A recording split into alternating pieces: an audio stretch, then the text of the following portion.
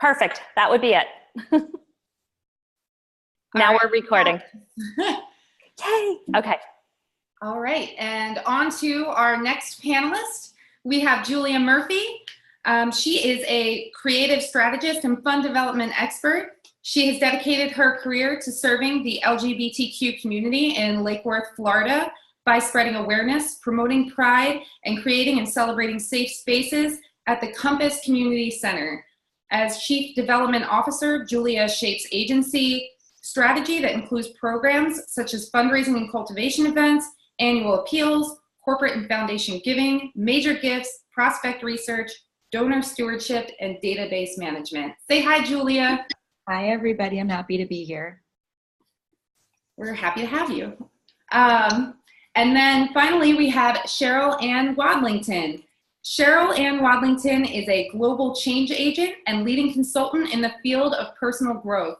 Recognized by the White House as a 2016 Champion of Change, Wadlington was honored for her leadership and work in developing extracurricular enrichment for marginalized girls through her nonprofit organization, Evoluer House.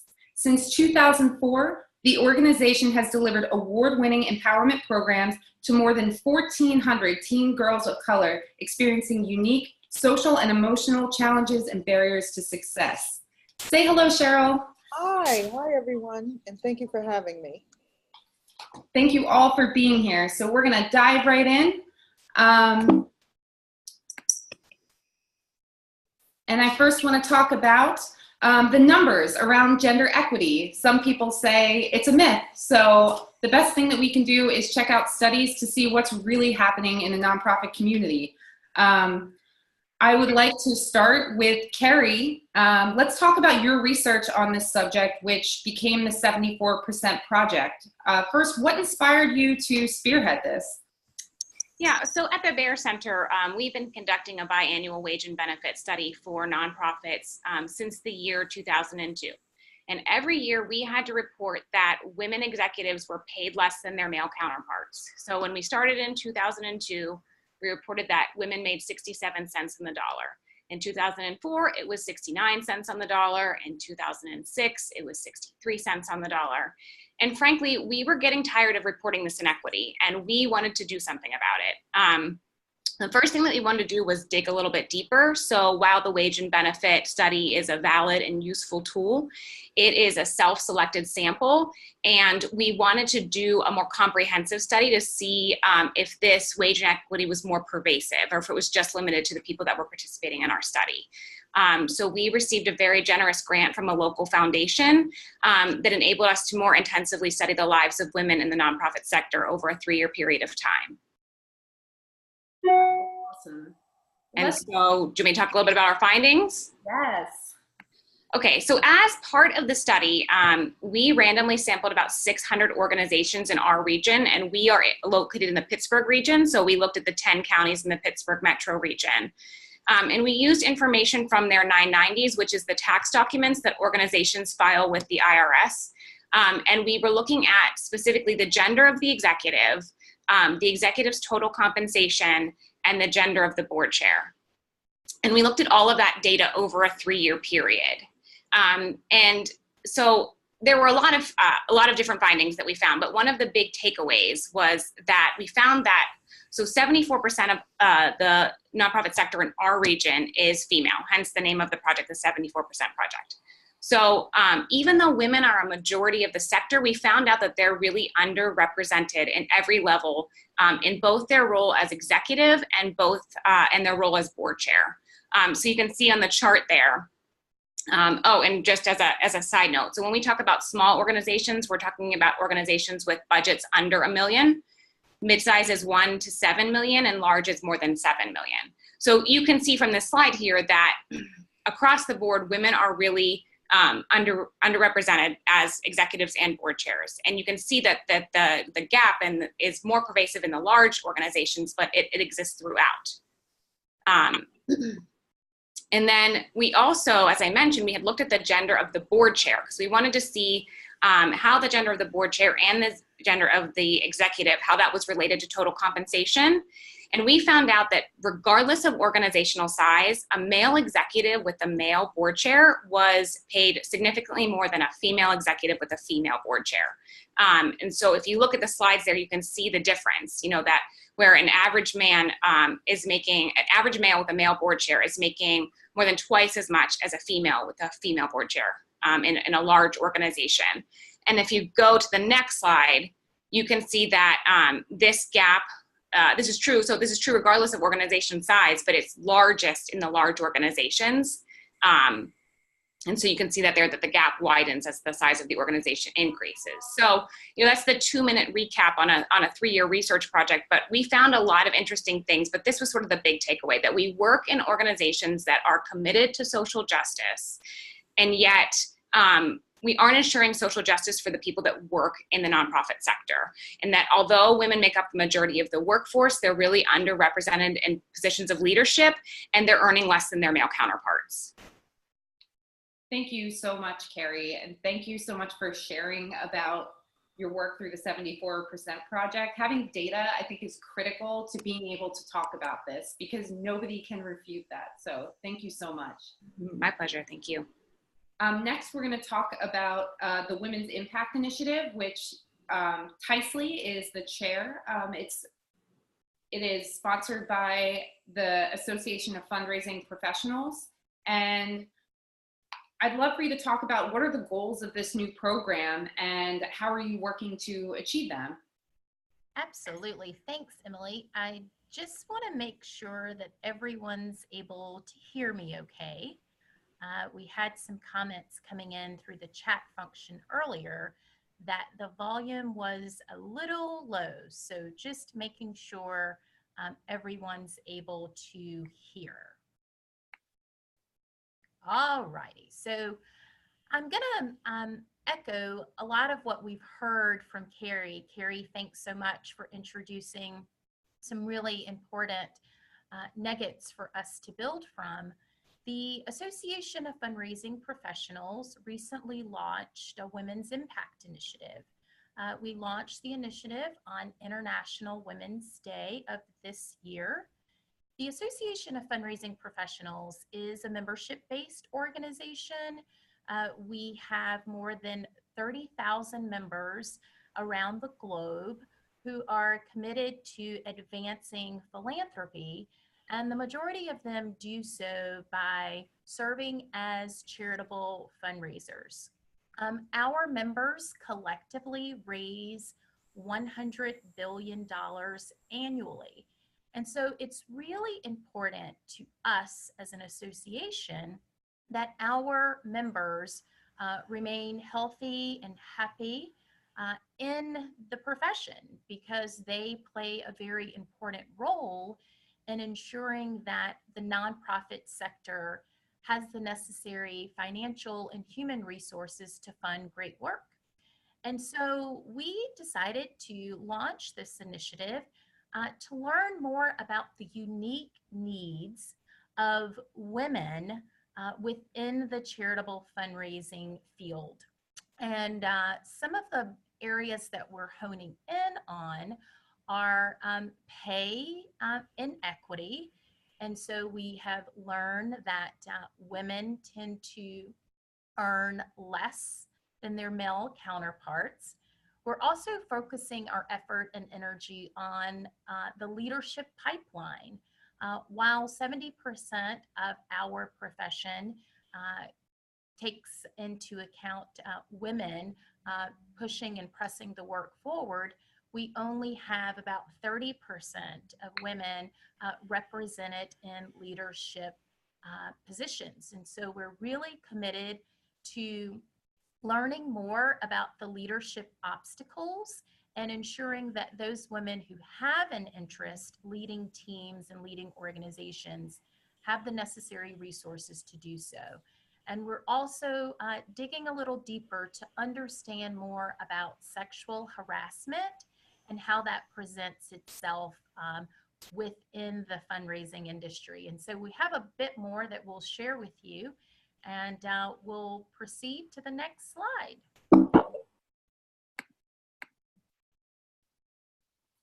So the last piece I honed in on was the sexual harassment survey.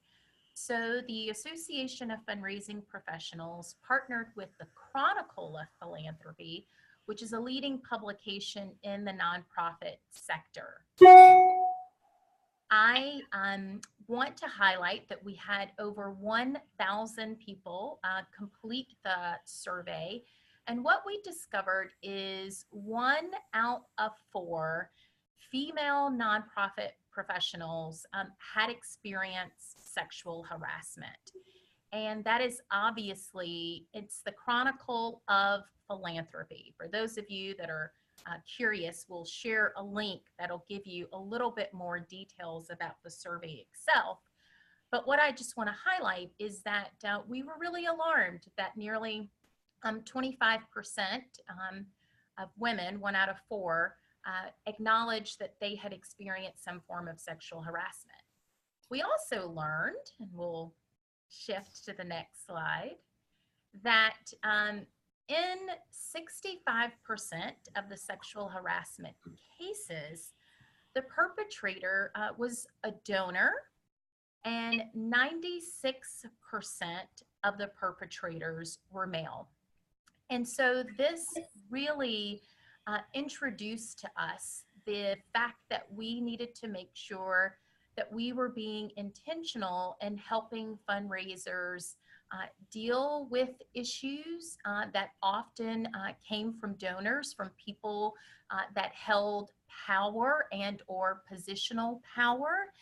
And we also learned that this sexual harassment issue, as reported through the survey, is a women's issue, and one that largely affects women more so than men. A bit more is that 71% of the sexual harassment cases reported at the nonprofit organizations resulted in no action being taken against the perpetrator. As you can imagine, this is definitely giving us lots of pause and lots of concern, because while we're not able to prevent these incidents from happening, we were really startled that when these incidents were brought to the attention of leaders and individuals within the organization, very little action was being taken. Next. Okay, so do any of these findings surprise any of you? I'm going to open this up to everyone. Cheryl, if you want to start, is this surprising? And if it's not, why do you think these things keep happening? Well, hello to everyone. So they do surprise me, but then again, they don't surprise me. So historically, women have earned less than men for doing the same job. And they've been sexually harassed, sexually abused, and they've been excluded from leadership roles.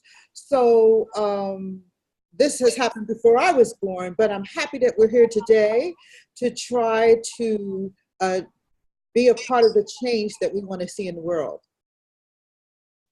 Julia, do you have anything to say about, why do you think this is happening? Well, I think that you brought up some good points on the examples. I believe not only do I work for a nonprofit, but I volunteer for other nonprofits. And I think that, boards really owning their responsibility as the leaders of an organization to take these things serious. They're not there every day, so they don't see what's going on necessarily. But if the leadership is taking this as a priority, then they're going to force the board to. And you can't anticipate somebody that's not there on an everyday working basis to understand.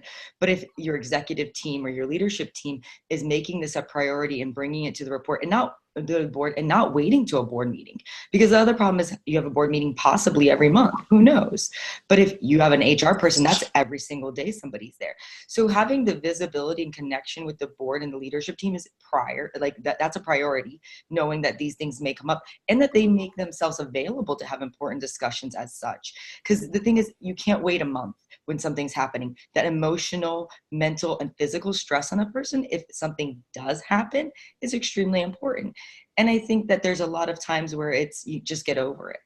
I see that a lot in environments, you're being too sensitive. And I think that is gender-based. I think that lots of times also there is when a woman in leadership, if they say that to you, that's really deteriorating as another woman. So I think building up women leaders to understand and respect other women's issues too is extremely important, not to get to a level where you're at a basis with men and start saying, and start honestly taking on those behaviors as well. And I see that in women leadership a lot too. So I think building a team of people that is cohesive, and not only within your organization, but around you within other organizations. So you have a support system to have these discussions. These are real things that are happening, and you really need to be discussing them and navigating it. You might not always know the answer, but if you have people to go to brainstorm and come up with solutions on how to be equal overall. And, I think that it's important to have the conversation about equality versus equity.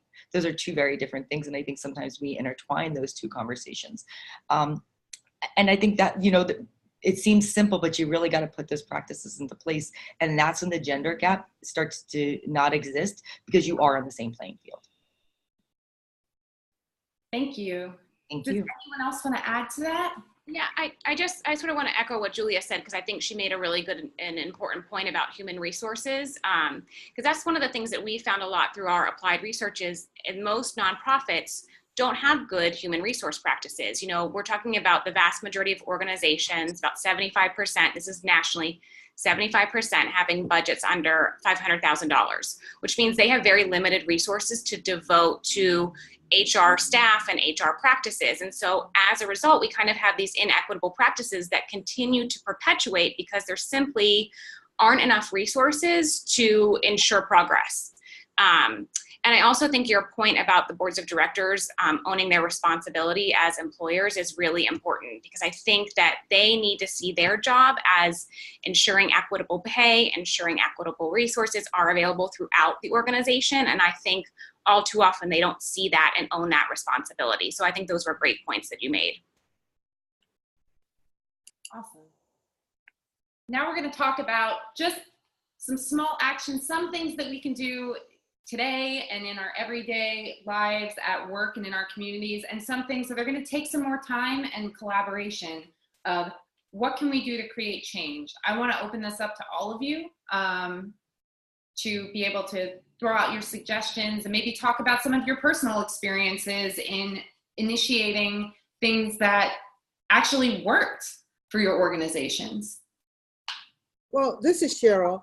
One of the things I wanted to mention as well is when we talk about empowering young girls, we also want to include that we're talking about people who identify as female, and that's very important, particularly as we talk about moving forward and creating the change. It's so important that we include everyone at the table, regardless of race, religion, sexual orientation, because we all face challenges in that space. But one thing that I do, and this is a personal thing that I've decided to do, is to adopt the attitude where I go, she goes. I even use that as a hashtag because we're both in this together. And I consciously decided to shift my attitude because I think we talked about this the other day, where really will you see women who will promote another woman in the workplace? I mean, because there's some a load that we bear. I can't say that it's our fault, but I think we have to adopt our attitude because I in my heart, I know we can fix this. So also I think we really have to begin thinking about how, particularly from where I sit with working with girls of color, how we can dismantle stereotyping of people. Due to their race, sexual orientation, religion, age, and gender. That's very important. We need to start having those conversations and not be silent about them. Another thing is my leadership style is very charismatic, and I believe in bringing up women along with me. I'm not threatened because I know once they get in place, for the most part, they'll look out for us. I just think that is so important. And I've seen the rewards of what that can do when you elevate other women. And again, because we know a lot of women that I know who is at the CEO level, they were put there by a man, you know. So that's something that I'm also consciously thinking about in my in this journey. So and then also think about mentoring, but more importantly, sponsoring someone, you know, basically meaning if you have any influence, you can help crack that glass ceiling, you know, pick up the phone, make that call, get her in. Thank you, Cheryl. All of those points are amazing, and I love where I go, she goes. Mm-hmm. I'm gonna remember that. Does Very anyone good. else have any ideas as to what we can start doing now? I think that Cheryl made a good point about sponsoring somebody, and what does that mean is knowing the opportunities in your community. You know, lots of times leadership programs are very expensive, and if a young girl works at a nonprofit, she's not gonna be able to afford it. Being able, if you have the financial means or know somebody that wants to advocate for women and helping find financial support in that, you know, having them go through a leadership program is so important. Connecting with other leaders in the community to build them up. You know, going to events is expensive, attending things, sponsoring maybe some of those activities or promoting them within those type of environments. So they're around other like-minded people, but you can't afford it. I mean, the reality is we're talking about women at higher levels in a nonprofit. Let's talk about the women at, you know, the support level. We're wanting to build them up, but how do you get built up if you can't afford to attend things, or even the nonprofit can't afford that? And that's not part of finding other women or even men in the community that want to support women to be able to financially support those type of programmings. And even going back to school is expensive. If you're taking a 6-week course, if it's a week course, whatever it is, sponsoring in that way, allowing programming to be available to them. Like today is free. These opportunities are far and few in between when we're having these conversations, and opening that door to make those experiences allowable. Thank you. Those are really great points. Does anyone else have anything you want to add before we move on? All set? Okay. So now we're going to talk about, Cheryl had just touched upon this, intersectionality, the way that we're approaching equity, equality, you know, access. We need to be aware that people have different barriers and challenges that aren't the same. And, you know, I would like to learn from this webinar as well around this topic, you know, what can we do? Cheryl, I wanted to first ask you, you know, as founder of Evoluer House, you know, a nonprofit that empowers young girls of color to succeed, can you speak to some of the unique challenges that they face? Yes, I can. And I think it's in this space, when we're trying to move forward, we really have to look at everyone because there are some experiences right now that are taking place. And actually, they've been around since the beginning of time, or you could say until people migrated to America. Right now, you could say there is a assault on Black girls, and it's which makes our work much harder. And there's a heavy and dark reality as far as women and girls of color face with these structural barriers, and they face a certain set of emotional and barriers to success. So this does not get much attention. Black and brown girls, they do not have the privilege to walk through the world with without being judged or treated differently, you know, than their maybe white or male or female counterparts. The reason the work that we do at Evoluer House is more vital than ever is because of these unique sets of social and emotional challenges and barriers to success that girls face in the United States, and of course all over the world there are certain barriers as well. But like for example, with Black girls right now, particularly the ones that attend schools in high poverty neighborhoods. They're more than like twice as likely to be suspended from school than their white counterparts. And this is in every state. So, and the reality too is maybe Black girls do make up like 16% of the public school population, but they make up 42% of girls expulsion. So there's a little disparity there. And so that speaks to their inability to be able to thrive, to become future leaders. So they're also the fastest growing population in the juvenile justice system, and for non-violent offenses. So there is a myriad of issues, and I know you're going to have a link so people can go to our website. But just to give you a couple more examples, according to the FBI, 40% of the girls who are trafficked in America are African American girls. But unfortunately, people really don't know that, and that's not the face you see when you see the media coverage on television. And like right now, there is a the National Women's Law Center just put out a report about how Black girls are being suspended for wearing their natural hair, hairstyles like braids, and wearing head wrap. So, and they're also being looked upon by, I think it's females, their teachers, as being oversexed and defiant. So a lot of this is causing them to be treated differently. And these are traumas that these girls are facing. So they don't have certain privileges as other cultures do.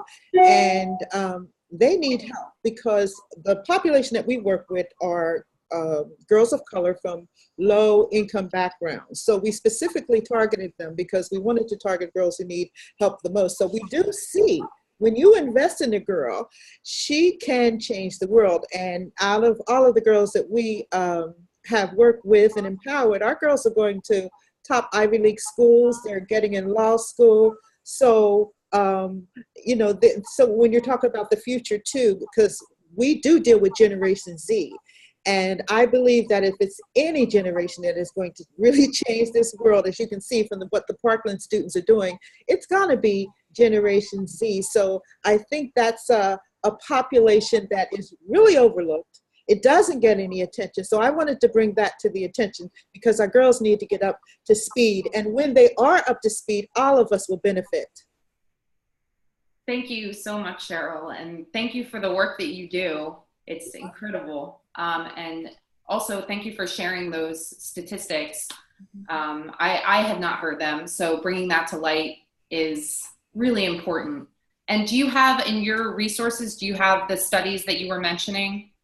Oh, yes, they're on our website, and I think you're going to provide a link so people can actually insert. Yes. And a lot of it's very heavy, so there's a lot. So I can only get to a few, because I know our time is limited here. But you really be surprised at the setbacks that our girls are facing and that they're not given the opportunity to be leaders. Great. We'll definitely share that out so people can learn more about what you're sharing about and more about what you're doing to help these girls. Okay. Julia, you work to build, expand, and maintain safe spaces for the LGBTQ community in Lake Worth, Florida. How are the women who you interact with on a daily basis affected by lack of equity in their workspaces? In so many ways. I do want to acknowledge Cheryl and the work that she's doing, and my colleagues and I have conversations about this a lot, and I think that race is a really important conversation, and to not pretend like it doesn't exist. And knowing it's very similar to a transgender individual. You can hide your sexual orientation, but your gender identity you can't. And you can't hide your race. When you walk in a room, these things are known. And having real conversations, and I think when people shy away from it and not recognizing is where issues come in, the bigger play, is because then people feel like they're not validated, not being heard. And that just stems farther and farther and farther. So I think it's similar in our community in an instance too. you know, our community faces different things. You know, we talk about the LGBT and there's the Q. So I think that men overall have a little bit more privilege and access to things. And there isn't a good old boys club within the, you know, gay community here in Palm Beach County. And I think overall I network with a lot of those individuals, and there is a lot of building up the younger gay men within environments. But then you look at the lesbian women, and that just is a very different environment in life. And a lot of people don't end up telling their workforce if they do have a partner and if it's the same gender because of the fear of getting fired. We have seen people locally getting fired. So we talk about having rights on a federal level for marriage, but you're really not talking about protections. And those things matter on a local level more than anything. It matters what you're doing at your community level. And I don't think that people realize that or have enough conversations about what protections are out there and how to make sure that you are getting treated with equality and equity in environments. So we do see a lot of issues. Our trans community still is a population that's well underserved, and also having a career is very hard. So the sex field is a high predominant area for trans individuals, male or female, doesn't matter.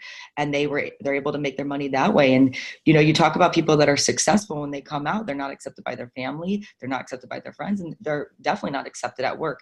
And I'm not saying every workplace, but there's many that are not, and within somebody's transition. So I think that when we're having this conversation, there's the problems, but again, it goes back to what are we doing as communities? What are we doing as organizations to have the conversations and make these things on the forefront of what we're doing? When we, even being an LGBT center, when we hired a trans female, I had an entire conversation with all of my board, all of our staff, saying, you know what, we need to be understanding and respectful and knowing that this person might have other needs. And these are facts, and not shying away from her, not thinking that they exist. And it's been an extraordinary experience. And I can tell you our organization is so much better for it. And even being an LGBTQ center, and we talk to, you know, large businesses, they're taking care of these things. We have to talk to Bank of America and PNC, and they're facing these issues, but they're larger. We're not talking about those things. Those are different subjects. We're talking about our smaller areas. We're talking about mid-size organizations or nonprofits where we really need to be focusing within a group of people. You need to bring, you know, the decision makers to the table. That's your police department, it's your state attorneys, it's your local elected officials, it's your school board. It's all of these people that need to be having the conversations to understand what the needs are, and in all of these realms.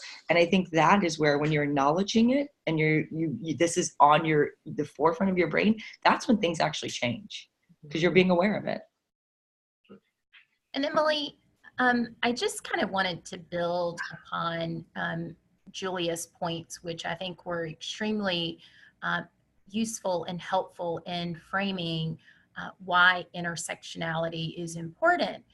And within the Association of Fundraising Professionals, within our Women's Impact Initiative, it is a part of the overall IDEA program, which is focused on inclusion, diversity, equity, and access. And some of the barriers that have been brought to light have also been socioeconomic barriers. The other barriers that we have uncovered have been age. And so we're learning that women have different experiences as well as different needs depending upon their age. In addition, varying physical abilities. We are also learning that we need to do a better job uncovering how to meet the needs of women that have varying physical and emotional abilities, as well as country of origin. So I am here in the nation's capital of Washington, D.C. in the States, but we learn in some communities that may not be as large within the states, or some communities in various places around the globe, it is more difficult for people who are not natural origins originate from that particular place. And so there are lots of different elements I think we have to take into consideration when looking at the current needs of women within the nonprofit sector and how we go about addressing those, because we aren't homogeneous. We are all coming from different places with unique circumstances. And so I think these types of conversations are so important because, Emily, to the point you made earlier, we all have the opportunity to learn from each other and to just gain a broader perspective.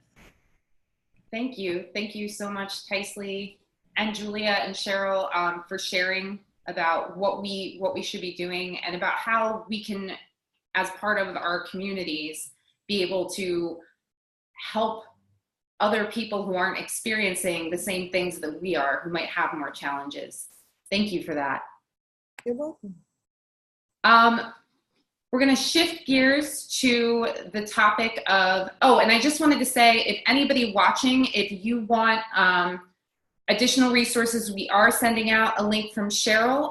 If there are any other topics within the umbrella of intersectionality that you feel like should be addressed, please include that in the comments, and we can provide content later on that we can either create or share with you that can help or address whatever, you know, questions you might have, and share your own stories as well.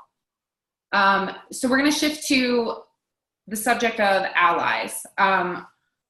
Sometimes people can perceive this as, you know, men aren't welcome in progressing women's ability to be able to gain equity and access within their organizations, but we really can't do this alone. So I would love to ask all of you and open up to the panel, if you'd like to share positive experiences that you've had with allies, or how people can recruit allies to be champions for equality within their organizations, please share. And Julia, I know you specifically were talking about an alternative name for allies, which I loved. So please make sure that you mention that. I think allies are important, and we talk about this word a lot lately. It's coming up. It's a topic of conversation, and we use in the LGBT community a lot. And I was talking to Emily about it, and I think that that's important. But I think that to really own something, you have to be a champion or an advocate. And I think that's what it's about. I think it's about standing up. I think it's about when you see something wrong, whatever it is approaching it. I had experience the other day. I was in a fashion show for a fundraiser, and one of the white male said to the black girl, "Oh, you're the only black girl here." And it was a really interesting comment. I said, "Why would you say something like that?" And he's like, "What?" Because then he had to own his words. And I don't think he meant to do anything wrong, but it's really simply having people realize what they're saying when they're doing something. And lots of times men just say things. It just happens. And, you know, having them own and teach them, and instead of getting angry, allow them to learn with you. And I think that's important in who it is, and take away gender. It's having people learn with you, but being that advocate. When you see something, say something. Thank you. Yes. Yeah, and I think there are a lot of male champions that are doing great things. You know, as part of our 74% project, we also had a qualitative piece, and we did interviews with 60 nonprofit professionals in our region. And one of the questions we asked about was about their mentors and their sponsors.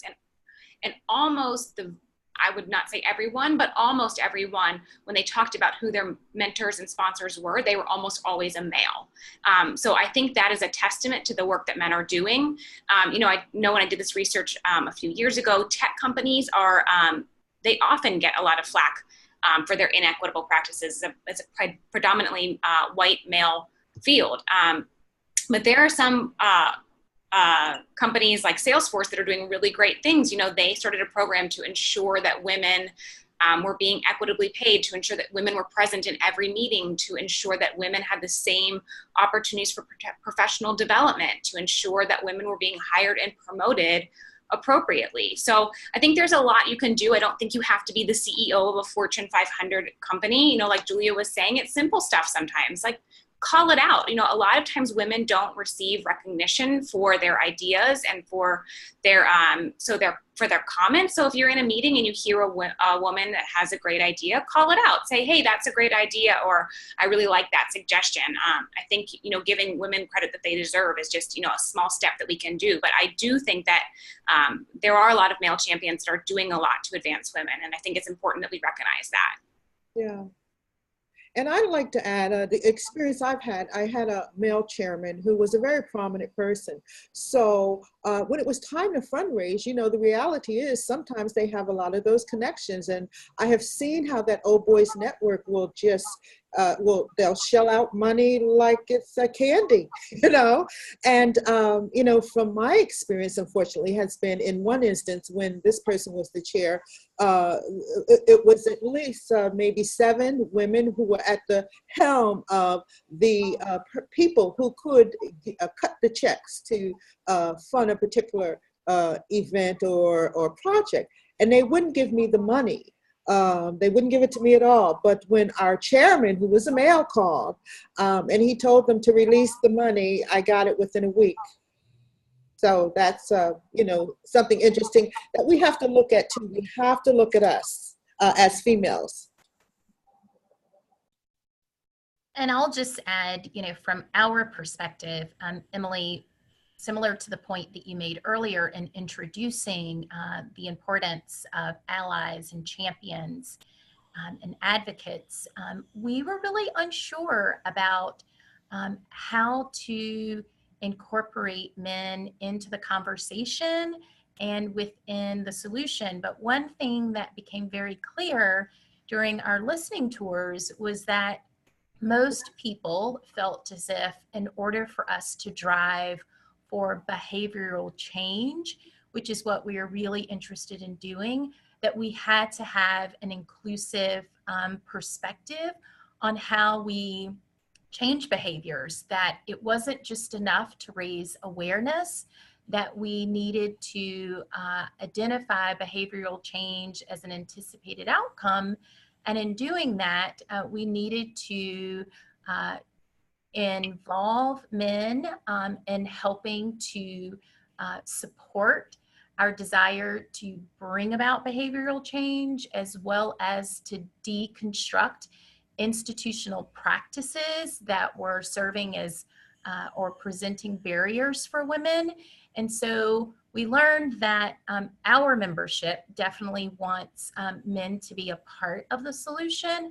And what we're really trying to learn more about and be interested in people's thoughts on is how to best involve men.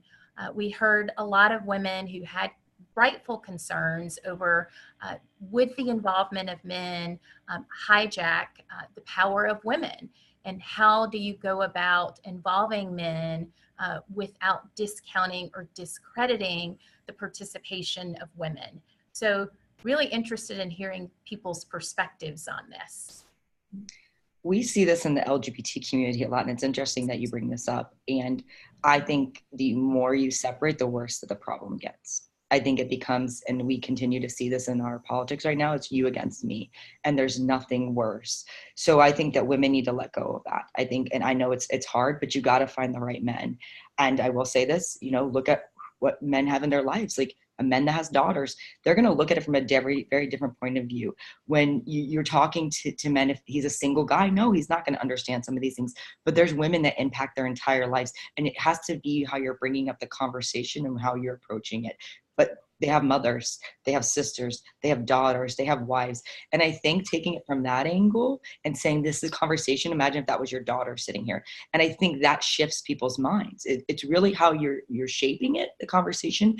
And women can't be afraid. You do have to find men that are understanding. And maybe that's somebody that, you know is supportive, and you growing from there, and then finding other guys to have the conversation. And it doesn't have to happen at once. You start small, and then you build it, and you start bringing people at a rate that they can handle.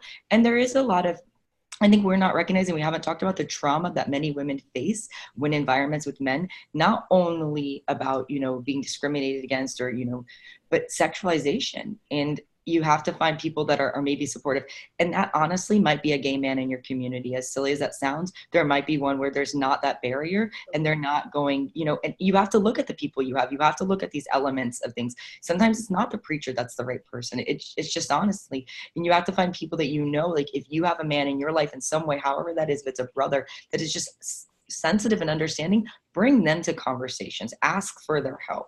Bringing men that understand my husband's a great ally. You know, we have a lot of our friends that attend our prides now because he's gone. He's made it normalized. He's normalized these aspects, and it took years. But I wasn't asking for a miracle overnight. But you have to be willing to put in the work to have the conversation. And as women leaders, we have to say, wait, not all men are bad. You know what I mean? And I think that when we are doing it you versus us, you're never going to win.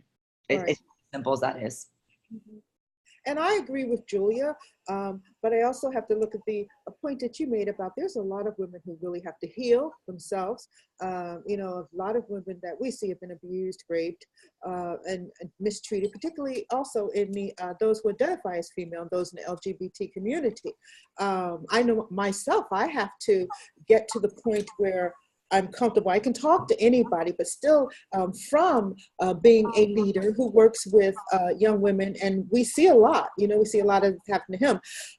You know, I'm human, you know, and but I have to be in a space where I feel healed too of certain traumas, because the things that are occurring are traumatizing. So one thing that I also remember, I have to be honest, I won't change, but I have to be honest. I'm not a machine, you know, so I just can't turn on and off like that, but I'm working towards making sure I'm in a good space and that I feel good.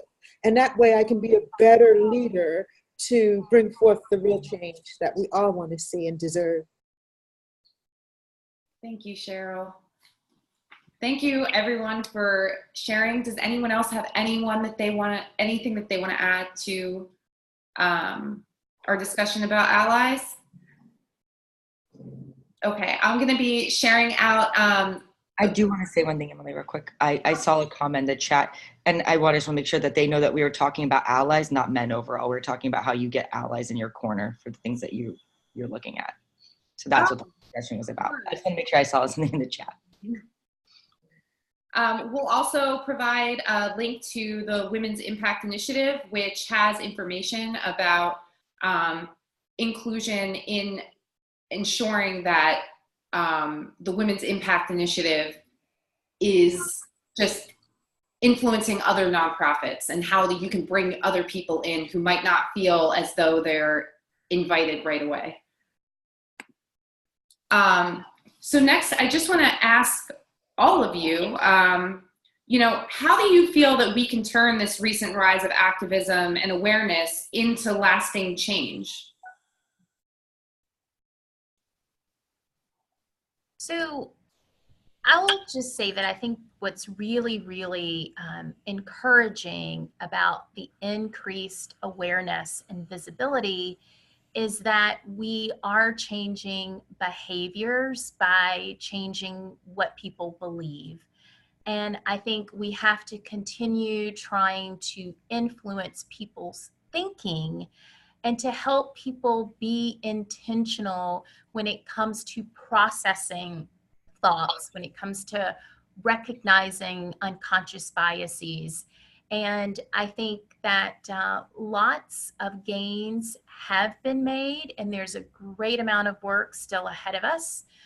But I think speaking up is actually working. I also think it is helping to increase women's individual level of comfort when it comes to having critical and oftentimes uncomfortable conversations, because it prepares them to advocate for themselves when they know that there are other women who have gone through similar situations and have survived and thrived, when they can hear testimonials, when they can hear women like Cheryl saying, I'm in your corner, I'm with you.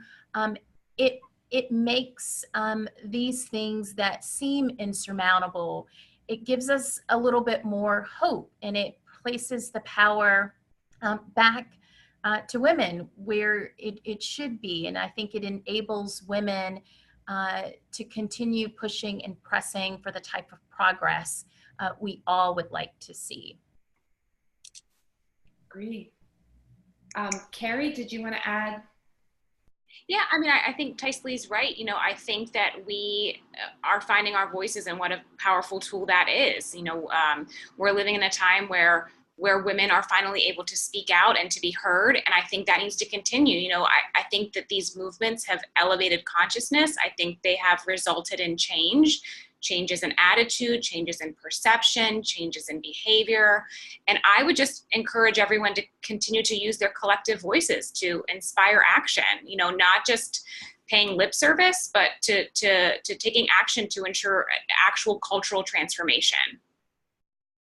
Thank you. I want to get to some questions that have been sent to Amy.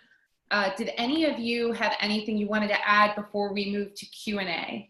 Well, yeah, because I also wanted to add on the other question is what we're doing at Evoluer House is we're seriously looking at the development of programming that can, because again, we see that, you know, unfortunately in Philadelphia, our educational system particularly is failing our girls. So we still have to look at what's going on now, but we also have to look at the future.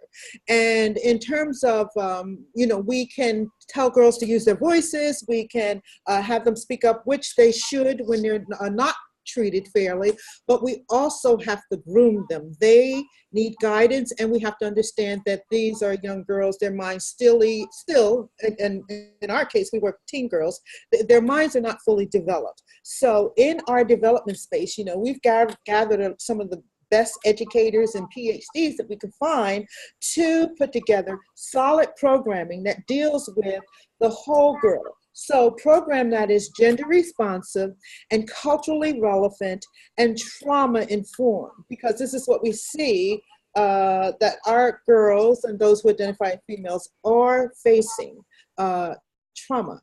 So this is some of the things that we are doing, and we see excellent results of how a girl can soar and thrive when she's giving the right resources.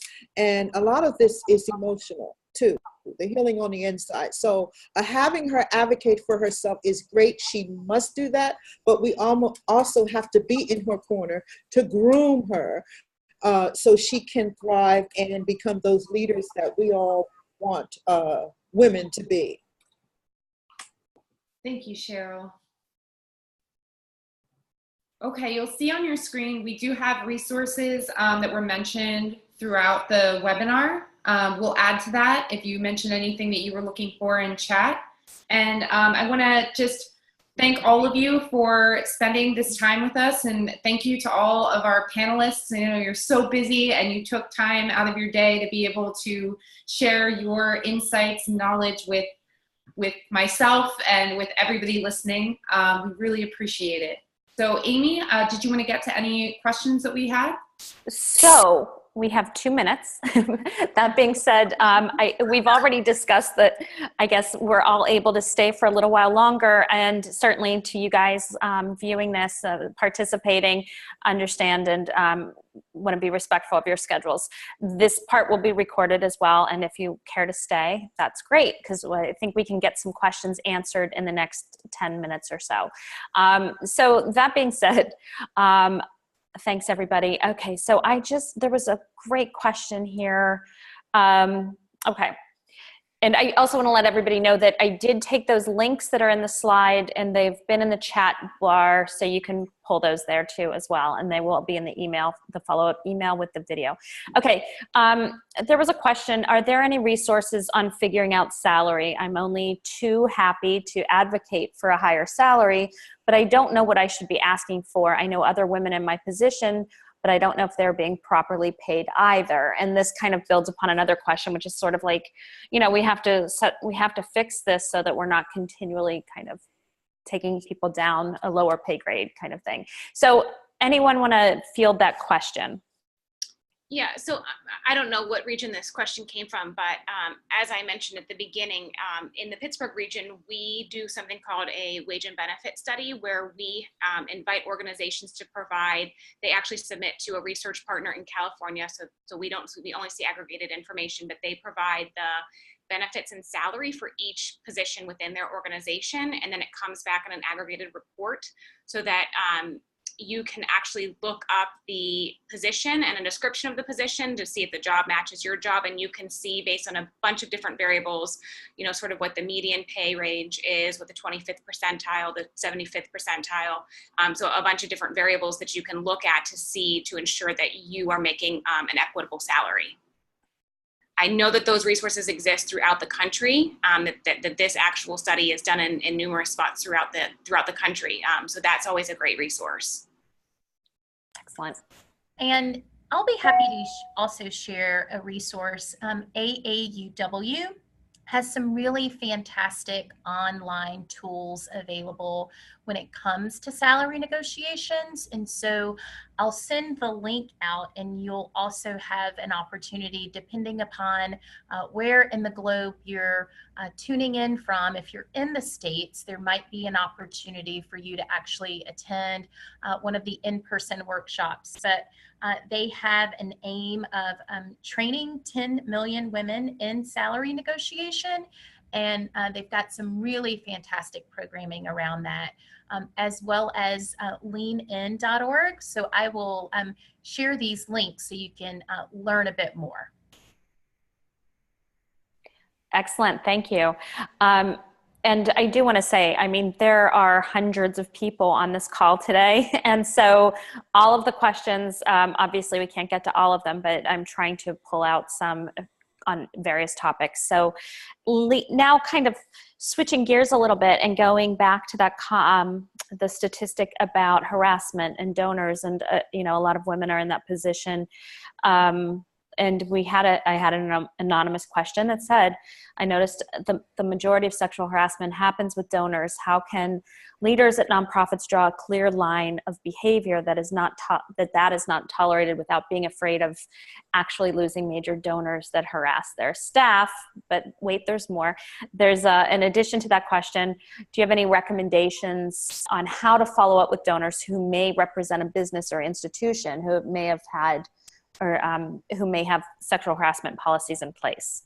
So it's kind of a lot, but if anybody wants to take a crack at that. Well, I'll say for AFP, one of the aims of the Women's Impact Initiative is to collect best and promising practices.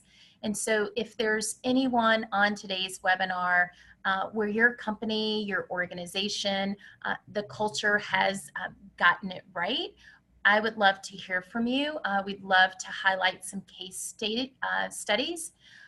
What I'll say though about the delicate issue, which is so eloquently put forth in the actual question, which is, you know, how do you, in situations where there is a donor who is a perpetrator who has made an offense, how do we hold leaders accountable within organizations once staff and personnel have brought that to their attention? One thing that we're looking at within AFP, there is a code of ethics, and we also have lots of practices that we adopt and endorse. And we're giving thought to how do we incorporate with some of our existing practices and policies, how do we highlight the importance of respecting frontline fundraisers and respecting individuals who are representing charities. So we're really giving thought, how do we introduce that? And we're also trying to encourage organizations to be more intentional in acknowledging it. Gift acceptance policies oftentimes have disclaimers when they look at a person's personal integrity. I mean, you look at the situation with Bill Cosby, there have been organizations who have given money back because they don't want to accept dollars from donors who have certain behavior-related concerns. And I think we have to be really intentional in giving thought to how do we say no to certain gifts. Yes, we want to fund and fuel our great causes. And yes, financial resources are really, really important. But we don't want to be in a situation where we feel as if we have to accept every dollar. Organizations have the right to respectfully decline gifts, especially if they are in conflict with their values. And that's what we just hope to see more organizations doing. And I'm glad to hear Tycely talk about that, because that was a situation that we had to deal with. It dealt with the person's character. And, you know, the unfortunate part of it was a close associate of a board member who gave money and thought that that money gave him some sort of authority to basically run or own the organization. So, because of our values, and thank goodness I was the executive director, I nipped it right in the butt, you know, the moment it happened, because I mean, it was shocking and I could see what it could turn into being. So, you know, I think addressing it the moment it happens, I took it immediately to the board, and it was, you know, there was people were, well, one person was defending them, the person who brought them on board, and then sometimes you never know what the outside interests are involved in that. But I think when you really need to bring it to the table, and I know I stood my ground, you know, in terms of making sure that that person was immediately removed from our association and any affiliation with our organization because of their character. And that's not a character or a best practice that we want associated with our organization. That's great. Thank you. Going to the allies and how we're helping other, you know, helping our, maybe this isn't the allies, but how we're helping other women. There was a question, how's the nonprofit sector dealing with the recruitment of returning mothers? My experience is, and this is kind of a bigger topic, but if you have some suggestions, because we haven't really touched on this, my experience is that the nonprofit sector is performing worse as compared to the for-profit sector. What can be done on this issue to include returning mothers into the workforce? So if anybody would like to speak to that. I don't see here locally, you know, really any initiatives to focus on this need. So I think that there is a gap here. My suggestion is more to individuals when you are taking leave to have babies is to try to stay connected in some way. I think getting back in is a little bit easier. I've had mothers do that where maybe they're not as active as they were at one point, but finding some type of group or association with something and, you know, still staying engaged in some way, if that's either virtually or maybe showing an appearance every so often, to make sure that you're still connecting with people. I think when you drop off the radar and try to come back in, I've seen that with a lot of my friends where that's an issue and it's really hard to get back in because now you have a gap in work experience. And I'm also speaking on that from a professional level. When I interview somebody, you know, what's the gap for? And if they were having a child, of course, I'm going to be like, oh, I get that. But I don't know if everybody interviewing or coming back into it is going to have the same perspective as I do. And I'm aware of that. So I think trying to stay engaged in showing some type of volunteerism or just being involved in some way to have that person that's going to, you know, back you saying, hey, I have this person you can call, or staying connected so you can be like, hey, I'm ready to come back. Do you know anything available? And having a connection to somebody. I can just say from personal experience, that's what I've seen. But here locally, we have a problem as well. Thank you for that. You know, somebody shared, and I thought this was worth sharing with everybody, that the director at their organization is he's a male director, sees value in people, and is masterful in showing people how to use their strengths supported by the strengths of others to overcome and strengthen weakness. By strengthening our people, we strengthen our organization, further our mission, and better whatever community those people influence. And I think that's a really great lesson for all of us to take away from today.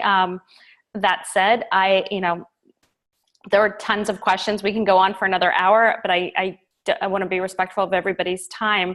That, you know, I think those are great points to take away and share with our male counterparts and allies. And I think I would love to do this again and even bring on, it would be great to have a panelist who has that perspective to share as well. But those are the questions I wanted to present to the panel. Thank you guys. Emily, I'm going to let you have the final word. Just thank you, everyone. I really thank you, Amy and TopNonprofits, for having all of us on behalf of DonorPerfect. I just want to thank everyone who tuned in for the work that you do. Being a nonprofit professional, you dedicate your talents and experience and your careers to helping others. So there can't be anything more important than that, and we really appreciate that. So I hope that this webinar is able to help you propel your career and support other people who them succeeding is going to benefit you. So I hope that this was a positive experience. If there's anything that we could do better or we could do more of, please feel free to let me know. My email address is epatz@donorperfect.com. I would love to hear from you. And thank you, Carrie, Tycely, Julia, and Cheryl for being on our panel. We greatly appreciate it. Thank you for having us. My pleasure. It was fun. All right. Amy? Bye, everybody. Okay, bye. Bye.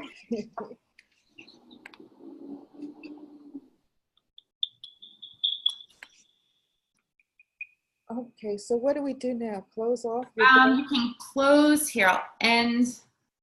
I will end the meeting. Okay. And how long should I wait before I call you? You can call me right now. Okay, let me. I'll go grab my phone. Okay, let me find. All right, bye. You have my number? Wait, let me find it before I hang up. I know I got it.